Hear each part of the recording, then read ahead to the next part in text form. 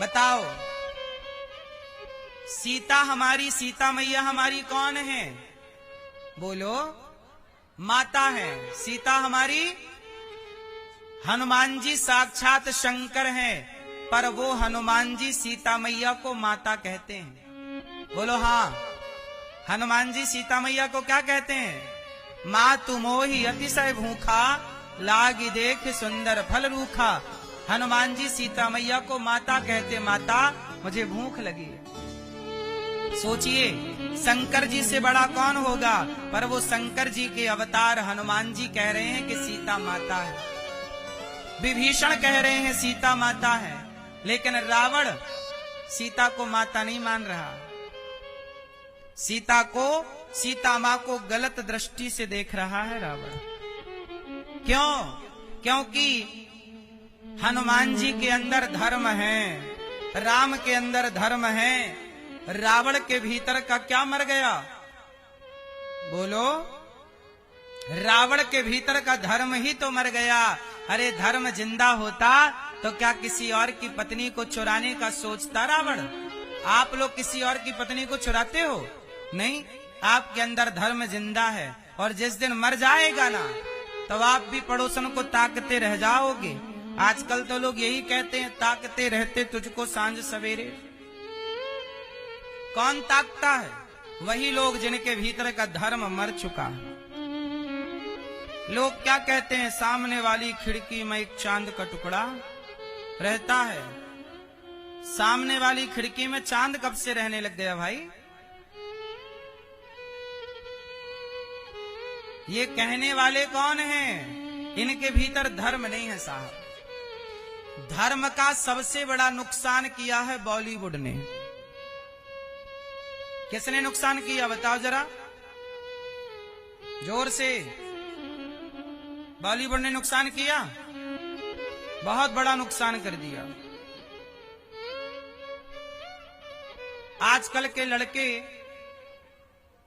लड़कियों को देखते हैं गलत नजर से, कुछ लड़के। अब इनको समझाओ कि बेटा क्या ये धर्म है? हम तुम्हारी बहन को देखें, तुम हमारी बहन को देखो गलत नजर से, क्या ये धर्म है? धर्म क्या है और लोगों ने क्या बना दिया? अरे धर्म जब तक जिंदा है तब तक आप इंसान हैं। ये भीतर का धर्म मर जाएगा तो उस कुत्ते में और आप में कोई अंतर ना रह जाएगा। ये धर्म ही है जो कहता है कि आप मनुष्य हैं। धर्म मर जाएगा तो आप मनुष्य ना रह जाओगे।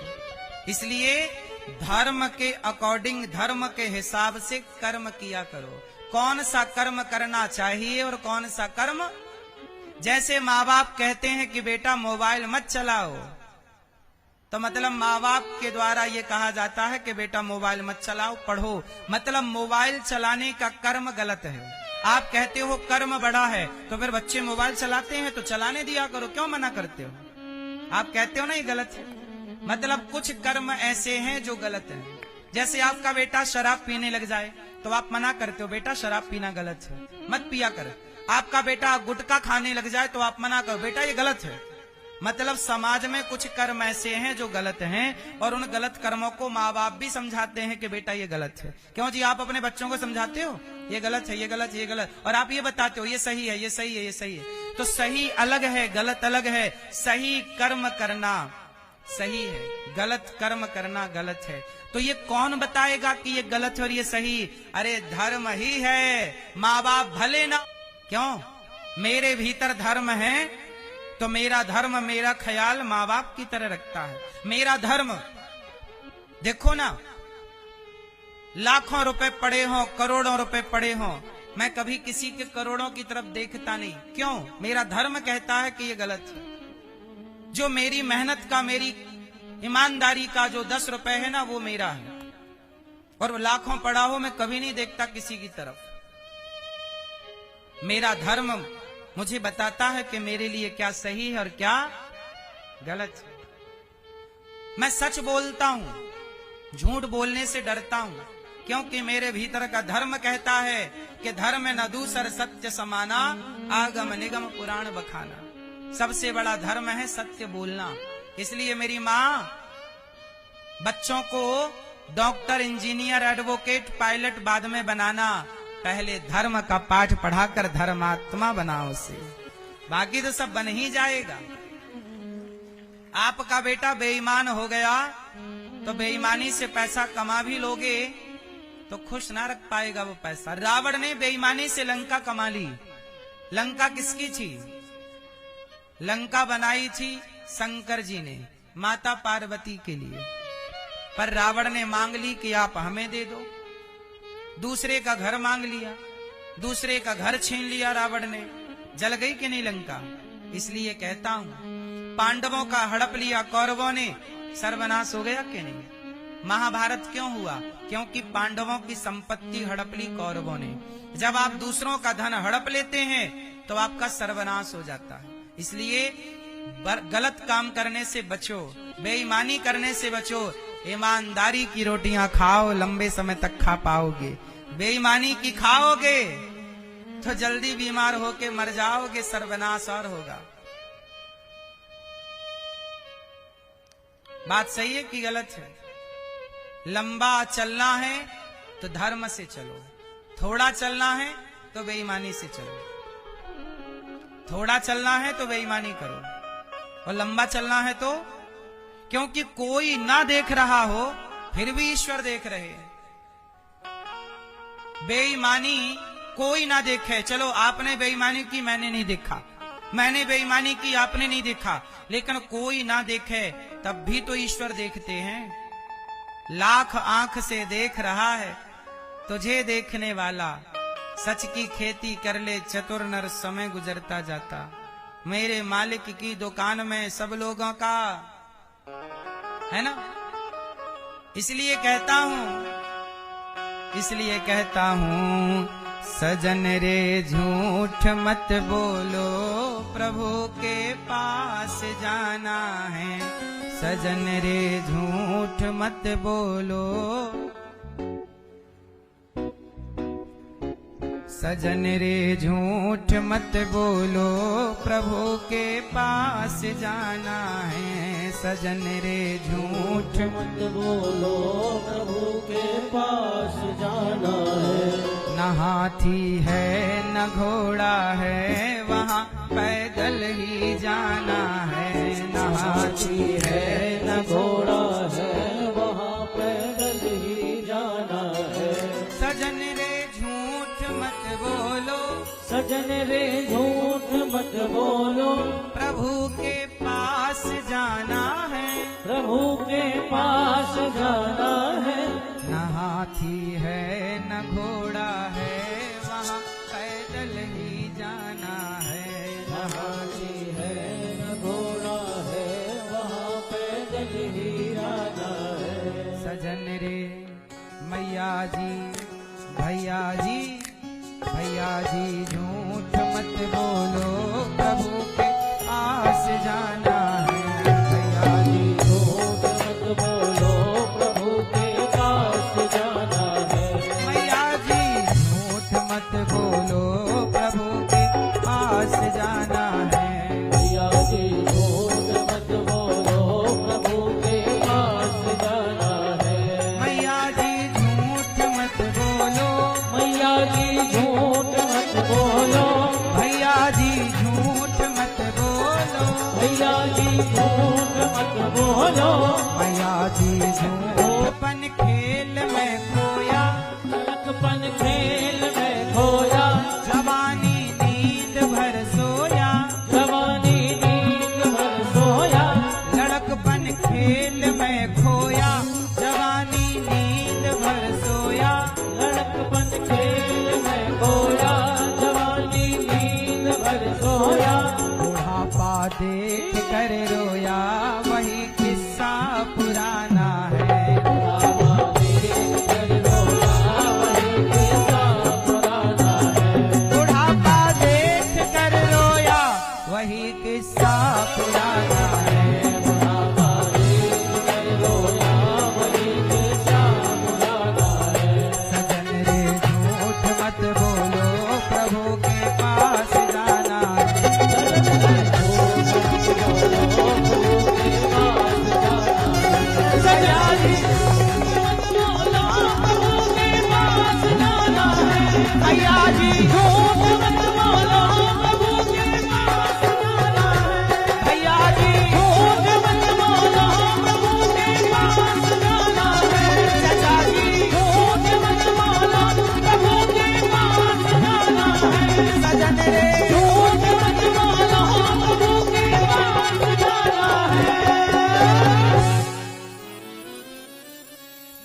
लड़कपन खेल में खोया,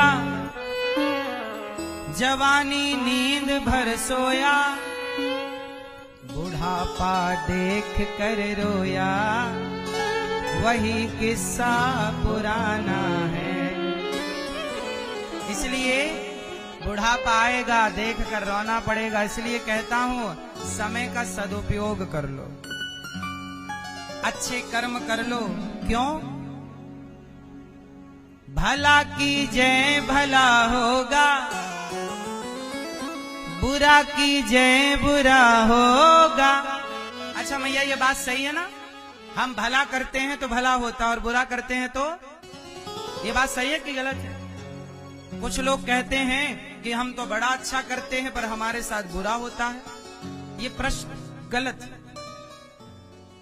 ऐसा हो ही नहीं सकता, संभव ही नहीं है। संसार की अदालत बिकाऊ है, संसार के लोग बिकाऊ हैं। भरोसा भगवान पर रखिए, उसकी अदालत बिकाऊ नहीं है, बिकता नहीं है। जैसा करेगा वैसा भरेगा। बस याद रखना, God mills grind slow but sure. ईश्वर के घर देर है, अंधेर नहीं। हाँ, माना कि ईश्वर के घर थोड़ा देर लगती है। क्या लगती है? देर है। भला कीजिए भला होगा, बुरा कीजिए बुरा होगा, वही लिख लिख कर क्या होगा, यही सबको चुकाना है। वही लिख लिख कर क्या होगा, यही सबको चुकाना है।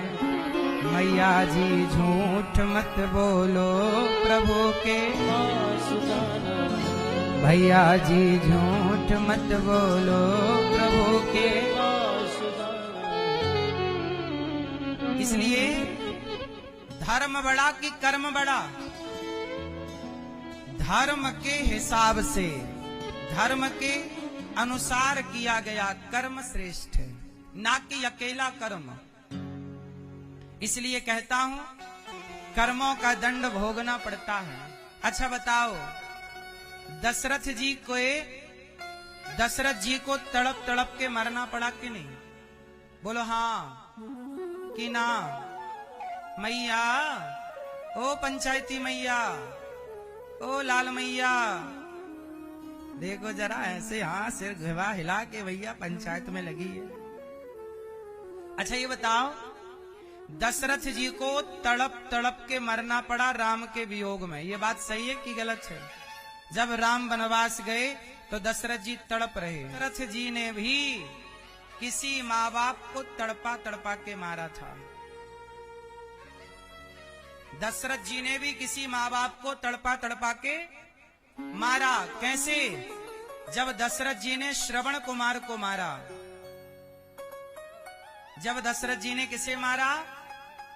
जोर से, जोर से मेरी माँ, पीछे वाली मैया बताओ, दशरथ जी ने किसे मारा? श्रवण कुमार को। जब दशरथ जी ने श्रवण कुमार को मारा तो श्रवण कुमार के माता पिता तड़प तड़प के मर गए। मर गए कि नहीं? जब आप किसी के माँ बाप को तड़पा तड़पा के मारोगे तो आपको भी तड़प तड़प के मरना पड़ेगा, भले आप भगवान के पिता ही क्यों ना हो। वो लड़की से आप धूल मांग रहे हो, वो लड़की ने धूल दे दिया, बाबा जी ने अपने गोद में ले लिया, अपने झोली में। किसी ने कहा बाबा जी आपने धूल क्यों ले ली, धूल का करोगे क्या? तब संत ने कहा कि भैया इसके माँ बाप ने दान करना नहीं सीखा, भला करना नहीं सीखा, मदद करनी नहीं सीखी। कम से कम ये बेटी आज छोटी है, आज धूल दे रही है, आज धूल देगी तो कल किसी भूखे को रोटी भी देगी। आज देगी नहीं धूल, आज आपके बच्चे किसी की मदद नहीं करेंगे तो कल वो बच्चे आपकी भी मदद क्यों करेंगे? मदद करना सिखाओ, ये संस्कार है। जब आपका बच्चा किसी भूखे को देखकर तड़पता हो, किसी प्यासे को देखकर उसे पीड़ा होती हो, तो भला जब आपका बेटा दूसरों को भूखा प्यासा नहीं देख सकता, तो भला अपने माँ बाप को वो भूखा प्यासा कैसे देखेगा? ये दया उसके भीतर भरो ना, समाज सेवी बनाओ ना, उसे दयावान बनाओ। आज समाज में पता है कैसे लोग हैं? अभी एक बेटी मेरे पास आई, अभी गौरी गोपाल आश्रम में एक बेटी अपनी माँ को लेकर आई, और बेटी अपनी माँ को छोड़कर गौरी गोपाल में चली गई। और जानते हो अपनी माँ से क्या बोला? सोचिए, बेटी अपनी माँ को, बूढ़ी माता को गौरी गोपाल वृद्धाश्रम में छोड़ के भाग गई। और माँ ने कहा कि बेटा मुझे ऐसे छोड़कर मत जा बेटा, मैंने तुझे पाला पोसा है, तेरी तेल मालिश की है, तुझे तेरी पसंद का भोजन कराया है बेटी, मुझे ऐसे दुख संकट में छोड़ कर ना जा। तो बेटी ने पलट कर कहा कि यदि तुम लौट कर मेरे पास आई तो तुम्हें धक्का दे के गिरा दूंगी, सीढ़ियों से मार दूंगी। सोचिए, जब अपनी औलाद अपने माँ बाप पर दया नहीं करती तो भला ये औलाद किस पर दया करेगी? दया करना भी तो एक संस्कार है ना मेरी माँ। क्या दया करना संस्कार नहीं है? कुत्ते पर दया करो, गाय पर दया करो, पक्षी पर दया करो, हर प्राणी पर दया करो, अपनी माता पर, बूढ़े बाप पर, बुजुर्गों पर दया करो, और दया करके उन्हें रोटी दो। यही ना दया है। जब वो बे चलती है, कोई भी वृंदावन आओ, सबको भरपेट भोजन मिलता है। 30,000 लोग किसी बेसहारा माँ के लिए और किसी भूखे की भूख मिटाने के लिए। गौरी गोपाल गुरुकुल है, 150 बच्चे पढ़ते हैं गौरी गोपाल गुरुकुल में। जो बच्चे गरीब परिवार के हैं, ऐसे बच्चे फुटपाथ पर सोते हैं। कुछ संत सोते हैं ना फुटपाथ पर, बोले बेटा हम फुटपाथ पर सोते हैं, हमारे लिए जैसे तुमने वृद्ध माओं के लिए वृद्धाश्रम बनाया, हम संतों के लिए भी एक संत निवास बना। भले काम कर लो साहब, वृद्ध माओं को रोटी आप नहीं देंगे तो कौन देगा? दवाई का सहयोग आप नहीं करेंगे तो कौन करेगा? हम कोई बिजनेस व्यापार तो करते नहीं, आप लोगों से भिक्षा मांग मांग कर सेवा करते हैं। बस यही प्रार्थना कि इस भिक्षुक को थोड़ी थोड़ी भिक्षा जरूर दीजिएगा, ताकि आपकी भिक्षा वृंदावन तक पहुंचे और बिहारी जी इस बात के साक्षी बने। भगवान का नाम है साक्षी गोपाल। भगवान भी आपके गया पुण्य सदा फल देता रहता है। आप जो भी पुण्य करते हैं ना, हमारे संग हमारा शरीर नहीं जाता, हमारे साथ हमारा परिवार नहीं जाता, पर हमने जीवन में जो पुण्य किए होते हैं वो हमारे संग चलते हैं। इसलिए पुण्य करने का मौका मिले तो कर लो, पाप करने से बचिएगा। कोई पाप ना हो आपसे, बस पुण्य। पीछे कार्यालय लगे हैं गौरी गोपाल आश्रम के, आप नाम लिखाकर गौरी गोपाल की रसीद प्राप्त कर सकते हैं यदि आपका मन है। कुछ भटके नहीं, बस इतनी सी बात है, धर्म को जानना है और धर्म के रास्ते पर चलना है। सभी लोग प्रेम पूर्वक बैठ जाइए 10 मिनट के लिए। अभी कथा है और शाम को अभी थोड़ी देर बाद आरती के बाद यहाँ प्रश्नोत्तरी होगी। आप भी प्रश्नोत्तरी करना चाहें, बात करना चाहें कुछ, तो आप सब बात करिएगा प्रश्नोत्तरी में। अभी शांति से सब बैठ जाइएगा। देखो, भगवान बड़े दयालु हैं। इतनी दयालुता आपको कहां मिलेगी कि जब पूतना मौसी आई, माना कि हमारे कर्म बिगड़े हैं, माना कि हमने कर्म गलत किए हैं, माना कि हम में लाख अवगुण हैं, माना कि दोष है, तो पूतना में कौन सा गुण था? पूतना तो बड़ी पापनी थी, पर वह पापनी पूतना जब भगवान की शरण में गई तो क्या हुआ? भगवान ने पूतना का उद्धार कर दिया। पूतना जहर पिलाने गई, पर जहर पिलाने वाली पूतना का भी भगवान ने उद्धार कर दिया। बस आप लोग ये समझो कि संसार में यदि कोई दयालु है तो भगवान है। इसलिए हम पर अधिकार भगवान का है, इसलिए हम भी अपने आप को भगवान के हवाले कर दें और भगवान जैसे हमें चलाएं। देखो, एक व्यक्ति वो है जो अपने हिसाब से चलता है और एक व्यक्ति वो है जो भगवान के हिसाब से चलता है। इसी देर में आरती करेंगे, बस छोटी सी एक बात मेरी सुनो, उत्तर दीजिए। चलो आप बताओ मैया, ये बताओ बादल किसके अधीन होते हैं? बादल किसके अधीन होते हैं? जोर से, जोर से। बादल हवा के अधीन होते हैं। बादल किसके अधीन होते हैं? हवा इस तरफ जा रही हो तो बादल भी इस तरफ जाने लगते हैं, हवा इस तरफ जा रही हो तो बादल भी इस तरफ जाने लगते हैं। बादल अपनी तरफ से कहीं नहीं जाते, हवा जिस ओर ले जाए बादल उस ओर चल पड़ते हैं। उसी तरह बादलों की तरह भक्त को भगवान में समर्पण करना चाहिए कि जिस ओर भगवान ले जाए भक्त उस ओर चल पड़े। भगवान जैसे रखें भक्त वैसे रह जाए, जाही विधि राखे राम ताही विधि रहिए। तो जो भक्त है वो समर्पित भाव से, पूतना गई तो भगवान ने पूतना का उद्धार कर दिया, बड़ी पापनी थी पर उद्धार किया कि नहीं? भगवान कहते हैं जो मेरी शरण में आ जाए वो कितना भी बड़ा पापी हो।